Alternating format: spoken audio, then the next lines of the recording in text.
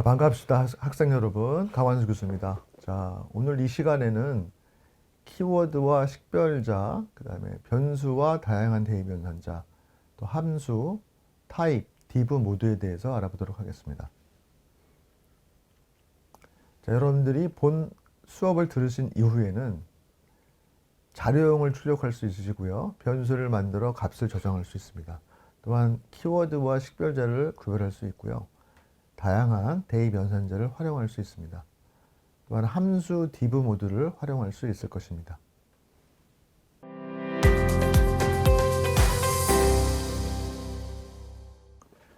자, 자료형과 타입 함수에 대해서 알아보도록 하겠습니다. 자, 지난 시간에 알아본 것처럼 자료형에는 크게 정수, 실수, 문자열 이런 것들이 있는데요. 자, 이거에 대한 구체적인 자료형의 이름을 알아보시려면 여러분이 타입 함수를 활용하시면 되겠습니다. 그래서 이 타입 함수는 자료형의 정확한 이름을 출력해주는 그러한 함수입니다.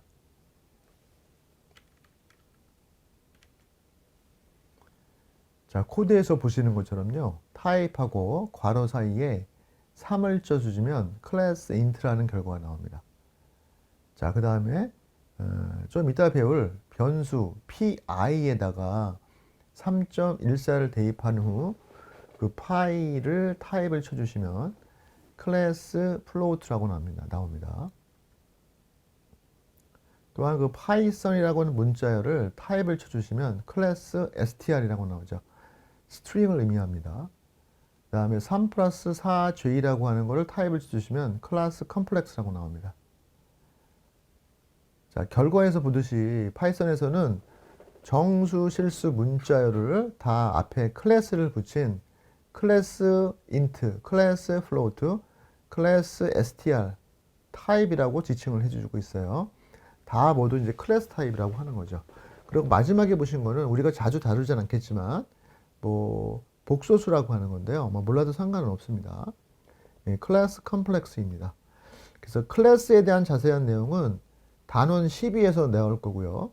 오늘은 그냥 int 타입이다, float 타입이다, str 타입이다. 이거는 스트링이라고 할게요. 이런 것들을 알아두시면 되겠습니다.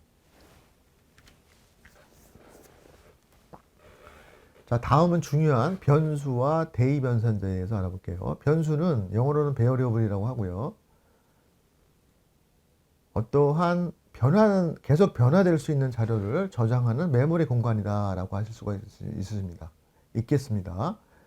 자, 변수는 자료를 담을 수 있는 그릇이라고 여러분 생각하시면 편해서요. 근데 그 그릇에 이름이 있다라고 보시면 되겠습니다. 그래서 여러분이 우리가 그 변수에는 어떤 장명을 해서 이름을 붙여 드릴 수가 있어요. 자, 대입 연산자 이퀄은 수학에서 양쪽이 같다라는 게 아니라고 한번 말씀드렸던 기억이 나는데요. 대입 연산자는 영어로는 assignment operator라고 하는데요. assignment operator. 값을 변수에 저장한다는 의미입니다. 다시 말씀드려서 오른쪽에 있는 값을 왼쪽에 저장한다는 의미예요. 그래서 여기에 표기한 것처럼 약간은 이 오른쪽에 있는 값을 왼쪽에 저장한다라고 하는 화살표의 의미로 여러분이 이해하시면 좀 더 쉽지 않을까 생각이 듭니다. 자, 3을 유닛이라고 하는 변수에, 이게 바로 변수예요. 변수에 저장을 하는 겁니다. 변수에. 이름이 유닛이라고 하는 거죠. 이 유닛이라는 이름은 바로 프로그래머인 우리가 직접 이름을 만드는 거죠. 그런데 여러분이 이렇게 쓰시면 오류가 나요. 왜냐하면 이 3은 변수가 아니잖아요. 그래서 assignment operator의 왼쪽은 꼭 저장 공간인 변수가 와야 된다. 잊지 마시기 바랍니다. 매우 중요합니다. 자, 이렇게 O를 C에 저장하고 O를 B에 저장하고 O를 C에 저장하는 멀티플 어사이먼 오퍼레이터도 가능합니다. 한꺼번에. 그러면 변수 A에도 O, 변수 B에도 O, 변수 C에도 O라는 값이 저장된다라고 이해하시면 되겠습니다. 자, 여기 보시면 3 플러스 2를 5에 저장해라. 바로 여기에 유배되죠.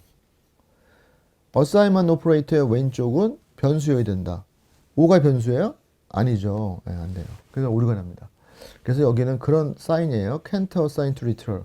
리터럴에 저장할 수 없다라고 했죠. 아까 제가 5라든가 3.14라든가 이런 것들은 다 뭐라고 그랬어요? 리터럴이라고 했죠. 리터럴. 그런데 요거는 여러분 equal을 2번 쓴 거예요. equal을 2번 쓰면 얘는 뭐냐? 양쪽이 같은가? 라는 걸 물어보는 겁니다. 그래서 같으면 이렇게 true라는 걸 반환해줘요. 그러면 3 더하기 2한 결과가 5하고 같잖아요. 결과가 true가 나옵니다.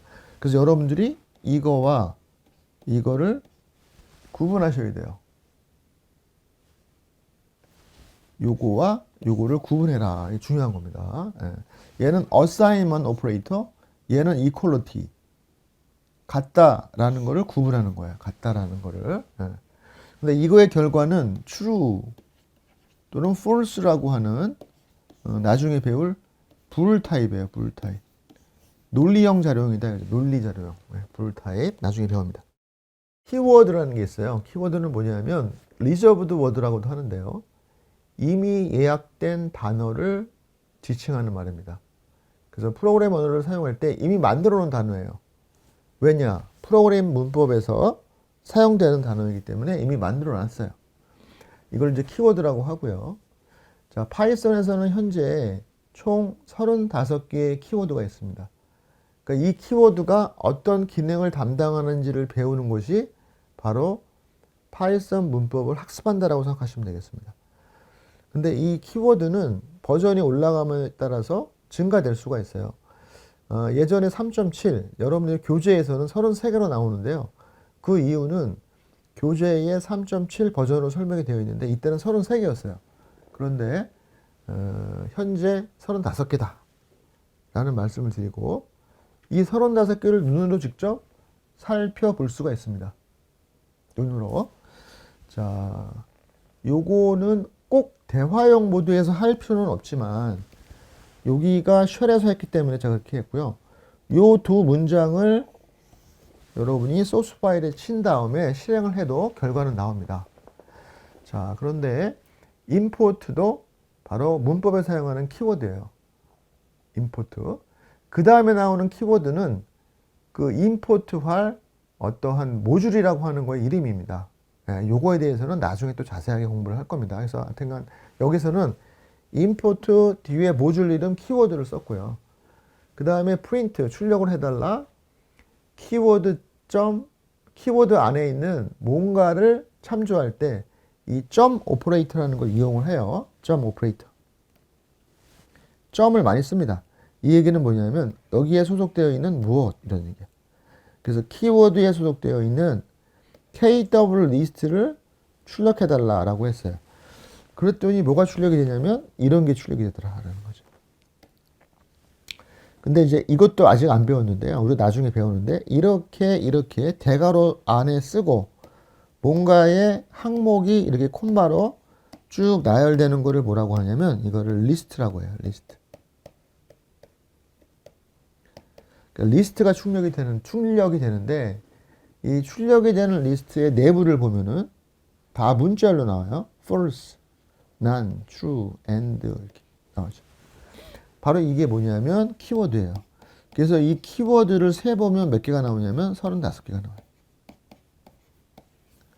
그래서 현재는 35개다 라는 말씀을 드리는데 제가 이걸 세보지 않았는데 뭐 이게 만약에 책에서는 33개다라고 하면은 아까 말씀드린 대로 그 예전 버전이라서 3.7 버전이라서 33개가 나오고, 만약에 버전이 3.10이면은 35개가 나온다라는 말씀을 드리겠습니다. 다만 여러분이 유의해야 될 것이 대문자, 소문자를 구별합니다. 그래서 여러분들이 true 그러면 앞에 t를, false 그러면 앞에 f를 대문자로 이해하시고 쓰셔야 돼요.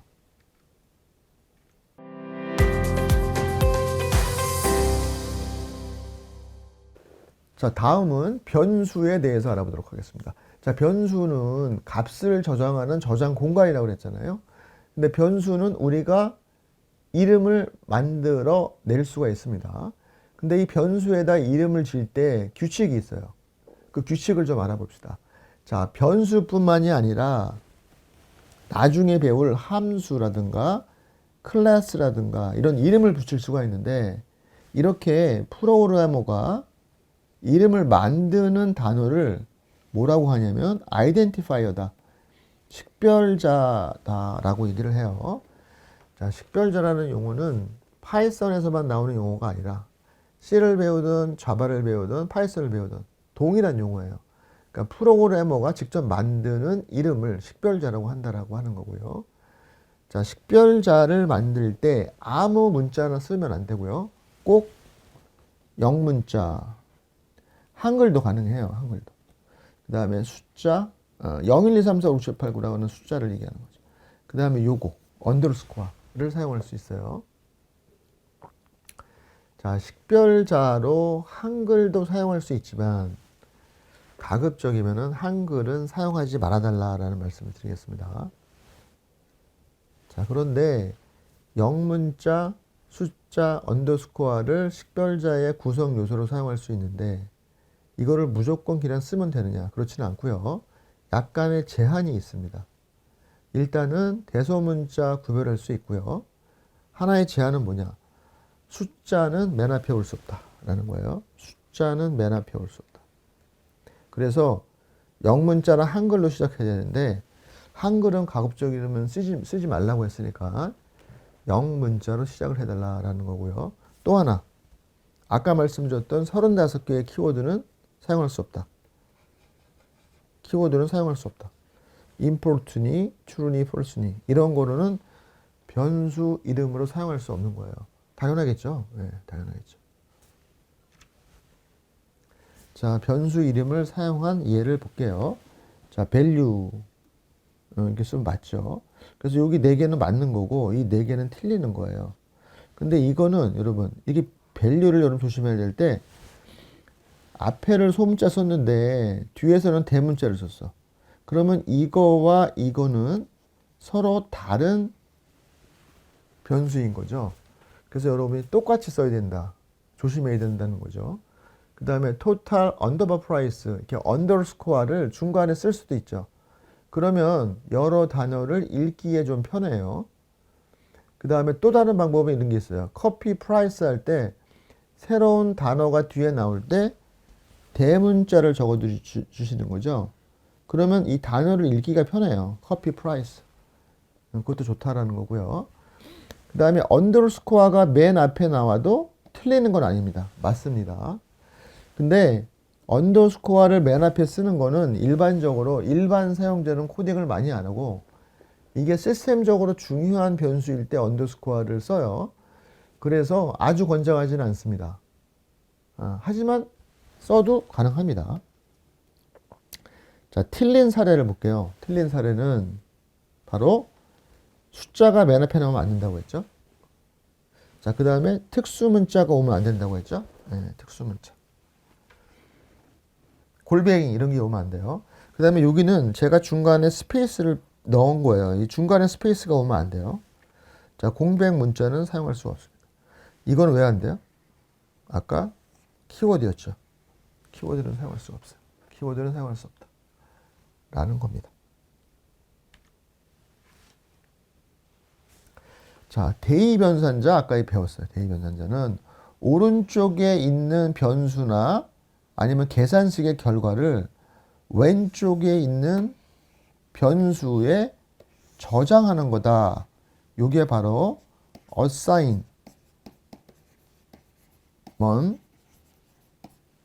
operator다. 이렇게 얘기를 했어요.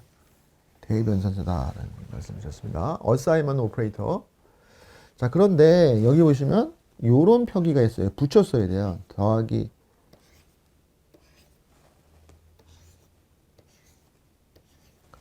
요거를 뭐라고 하냐면 복합 대의변산자라고 해요. 복합 대의변산자. 복합 대의변산자가 뭐냐? 네, 여기 설명되어 있습니다. 표에. 그래서 여러분들이 이렇게 썼다라고 하는 거는 요거를 의미해요, 여러분. 그런데 이런 것도 A는 A 더하기 B 하면 여러분이 이거를 기준으로 해서 오른쪽을 먼저 계산하세요. 이 계산한 결과를 이 왼쪽에 넣는 거죠. 근데 이제 우리는 수학에서는 아니 이렇게 하고 AA 이거 말이 안 되잖아요. B가 제로일 때만 성립을 하는데 수학을 생각하시면 안 되고 여기 있는 계산된 결과값을 여기에 저장하라는 거죠.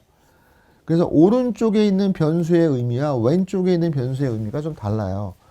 오른쪽에 있는 변수는 이 변수에 저장된 값을 이용해서 계산해 달라는 거고요. 왼쪽에 있는 변수는 바로 저장 공간의 이름이에요. 그래서 만약에 A에 3이 들어가 있고 B에 5가 들어가 있다고 한다면 A는 equal A 플러스 B를 하면 A 3, 5, B를 더해서 그럼 8이잖아요. 그 8을 여기다 저장하는 겁니다. 그러면 A는 없어지는 거죠. 마지막에 저장한 값만 남아요. 공간이라고 하는 거는 마지막에. 그래서 이런 것이 가능하고 이거를 이렇게 A를 2번 쓰고 이렇게 쓰는 것보다 이렇게 쓰는 게 타이핑하는 수가 적잖아요. 그래서 타이핑을 적게 하는 거를 프로그래머들은 좋아합니다. 그래서 이러한 축약 대입 연산자를 많이 씁니다. 곱하기 나누기 나머지 지수순이죠. 지수순. 이런 거에 대한 연산을 여러분들이 조금 손에 익숙할 정도로 연습을 해주시면 좋겠습니다. 자, 다음은 요거를 이제 코딩으로 한번 볼게요. 섭씨 온도와 화씨 온도의 관계 및 변환에 대해서 한번 보도록 합시다. 자, 여러분 이 수식은 외울 필요 없고요. 이런 수식이 있습니다. 여기 온도계가 있는데 한국에서는 셀시우스라고 하는 섭씨 온도를 많이 쓰죠. 근데 미국에서는 파렌하이트라고 하는 화씨 온도를 쓴다고 합니다. 이게 변환 공식이고요. 이거를 이렇게 하면 이렇게 되죠. 그래서 우리는 코드에서 뭐를 하려면 섭씨 온도를 화씨 온도로 변환하는 프로그램을 만들어 볼게요. 근데 결과를 37도와 그 다음에 3을 더한 40도에 대해서 요게 화씨 온도로 얼마고 이게 화씨 온도로 얼마인지를 출력하고 싶습니다. 그래서 처음에는 셀시우스라고 하는 변수에 37을 저장했고요. 그 다음에 파렌하이트에다가 아까 공식을 보고 이렇게 계산을 한 거죠. 근데 아까 배운 바로 복합 대입 연산자를 썼어요. 어떻게 썼냐면 요거죠. 셀시우스 이꼴 더하기 이꼴 3. 이 얘기는 셀시우스 이꼴 셀시우스 더하기 3이랑 똑같은다 그랬어요. 요게. 제가 그냥 C라고만 표현했습니다. 요게. 그러니까 뭐야? 37에다가 3을 더하니까 그 다음엔 얼마가 돼요? 40이 되는 거죠. 그래서 40에 대한 화씨 온도가 나옵니다. 여러분, 우리나라가 여름에 매우 더울 때 간혹 가다가 40도가 넘을 때가 몇 년에 한 번씩 있어요. 그때가 100도가 넘어요. 화씨 온도로. 화씨 온도로.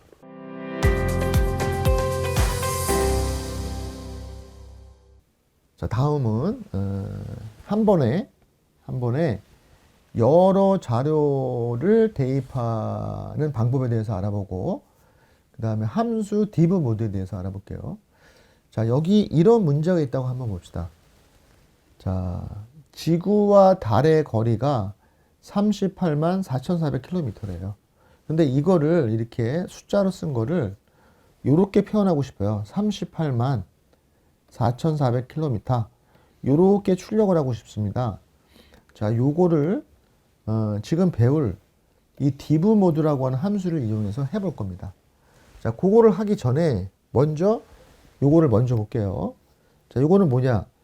28 목 3은 얼마죠? 3, 9, 27이잖아요. 그래서 9가 몫이고 그 다음에 또 28을 3으로 나눈 나머지를 구해봤어요. 그러면 3, 9, 27이니까 이런 거죠, 여러분. 제가 뭐 굳이 이걸 해야 될지 모르겠지만 혹시라도 3, 9, 27 옛날에 이런 거 많이 했잖아요. 이게 몫이고 이게 나머지죠. 이게 바로 몫과 나머지 연산자예요. 그러면 얘는 1이잖아요. 근데 이걸 콤마로 해서 야 이거 계산하고 이거 계산한 거를 그냥 쭉 나열해서 보여줘. 이게 가능하다라는 거예요. 그런데 출력이 재미나게도 9,1로 안 나오고요. 양쪽에 괄호가 나옵니다. 이거를 뭐라고 하냐면 튜플이라고 해요. 근데 튜플은 나중에 자세하게 공부를 하겠습니다. 그냥 그렇다라는 정도만 이해를 하시고 그냥 9,1이다라고 봐도 상관없습니다. 알아서 콤마가 나온다라고 하는 거죠. 그런데 이 연산을 매우 쉽게 할 수가 있어요. 바로 함수 div 모드로 하게 되면 목과 나머지가 바로 나옵니다. 자, 요거 한번 생각해 보세요. 여러분. 간단한 두 변수의 내용물을 교환하는 걸 해볼게요. 이걸 영어로는 수합이라고 하는데요. 자, 프로그램에서는 이 수합에 관련된 궁금증이 많아요. 그래서 여러분, 이게 뭐예요? 이게 가능해요. 대입이. A, B에다가 5, 9를 하면 A는 5가 저장이 되고 B에는 9가 저장이 돼요. 자, 이렇게 콤마를 가지고 양쪽에 나열하고 나열하는 게 파이썬에서만 되는 특별한 코드예요. C나 자바는 안 됩니다. 이게 파이썬의 아주 유용한 기능이죠. 자, 그렇게 한 다음에 이 세 줄이 뭐냐? 일반적인 C나 자바에서 A와 B를 서로 교환하는 코드예요. 그렇게 하려면 템프라는 걸 이용해서 이 세 문장을 거쳐야 돼요. 그러니까 A와 B가 처음에는 5구가 있었는데 이 5구를 서로 교환하려고 하는 거죠. 그래서 이렇게 거쳐야 출력을 하면 95 바뀐다라는 거예요. 근데 여러분 봤듯이 이거 왜 이렇게 해야 돼? 그냥 이렇게 하면 안 돼? 생각할 수 있잖아요. 파이썬은 사람이 생각하는 사고를 그대로 코딩으로 해주는 특징이 있다고 말씀해 줬잖아요. 바로 그겁니다. A, B 5구, B, A에다가 A, B를 갖다 놓어. 이게 가능하다는 거예요. B, A에다가 A, B를 갖다 놓어. A를 B를 놓고 B를 A에 넣어. 라고 하면 바뀌어 있어요. C나 자바를 공부했던 사람은 이거 보고 소스라치게 놀랄 수 있습니다. 이게 가능해? C나 자바는 안 되거든요. 여러분 잘 활용해 보시고요. 자, 그러면 아까 우리가 원래 주어진 문제를 볼게요. 38만 4,400을 이렇게 출력하고 싶은 거예요. 38만 4,400km. 그 얘기는 뭐예요? 384, 400에서 요것만큼을 먼저 떼어내고 요것만 구하자는 거잖아요. 근데 이게 바로 뭐예요? 만으로 나누면 만으로 나누면 이거를 만으로 나누면 몫이 38이죠. 그래서 그 몫을 출력하고 나머지가 4,400이죠. 그걸 리메인더라는 변수에다가 이렇게 하면 되는데 얘가 이 div 모드가 아까 우리가 이미 학습한 것처럼 나눈 몫과 나머지를 반환해 주잖아요.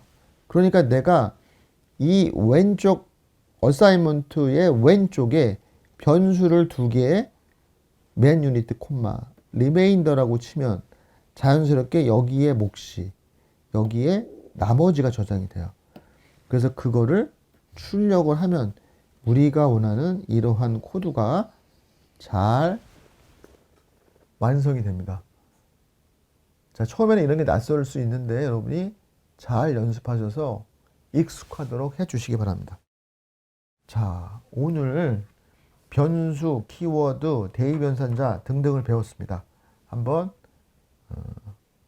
요약을 해보도록 하겠습니다. 자, 타입 함수를 통해서 자료형의 이름을 직접 알아볼 수가 있어요.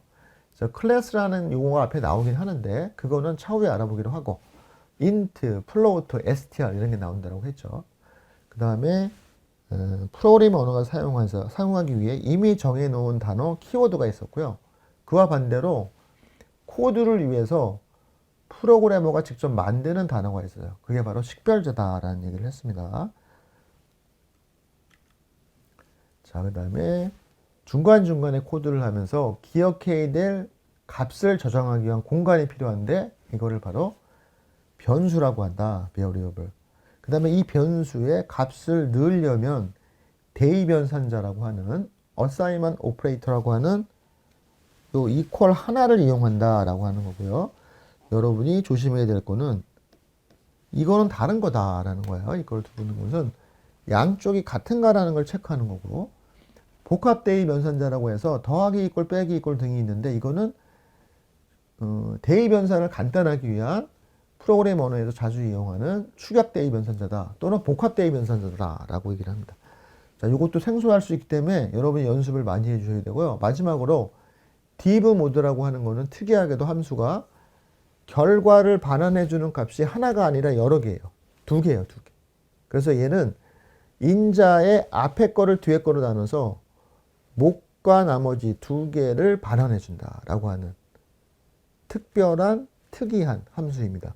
그래서 꼭 알아서 잘 활용하시면 매우 유용하게 사용할 수 있으십니다. 자, 오늘 수업에서는 여러분들이 변수, 그리고 키워드, 그리고 복합 대입 연산자, 그 다음에 함수 div 모드 등을 학습했습니다.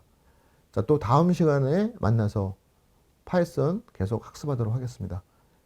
여러분, 감사합니다.